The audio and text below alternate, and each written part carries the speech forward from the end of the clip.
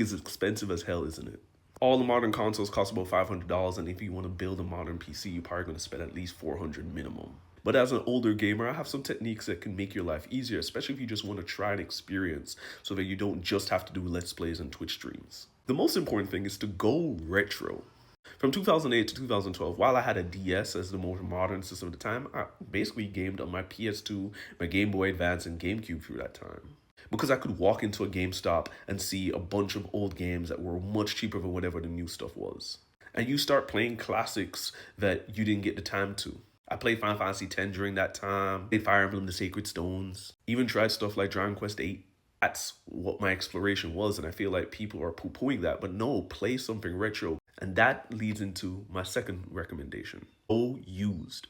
On Facebook Marketplace, I got an Xbox One for about $150, and that's counting me having to get a new controller. That's a ridiculous deal. I see used PS4s all the time for $100, and I live in the trash-ass place. If you live in a decent place in America, you can get some better deals than this. Within a month of just looking through Facebook Marketplace or even eBay, you can see what the price is, and they can be relatively cheap. But by going used, it means that you can walk into a GameStop and now see the used PS4 collection, get Red Dead Redemption 2 for about $20, get Persona 5 for about $20, one of the Resident Evil remakes for about $20. It ends up being a reasonable approach. And because people are trying to get rid of their systems to upgrade, you can get ridiculous deals if you just look out for it. I got two other recommendations I want to highlight. One, get a Roku. Xbox Game Pass is playable on a Roku, so if you buy one Xbox controller and get Game Pass, you're spending maybe around $100 in terms of a Roku controller and a subscription. But you will be able to stream a bunch of Xbox games. Like, you'll be able to stream something like the new Gears of War. I think this is a viable solution.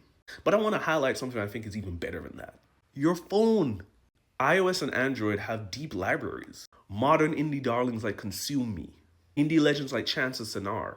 AAA-ish games like Resident Evil 2 Remake. Death Stranding, for all things. Even classics like Chrono Trigger. Classics like Baldur's Gate 2.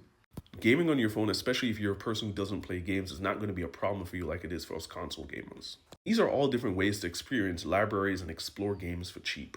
I wish there were more cheaper ways, but I'm hoping that this helps you and see easy ways for you to explore what's available to you. Twitch and Let's Plays are fantastic, but they're not better than playing the games for yourself if you can.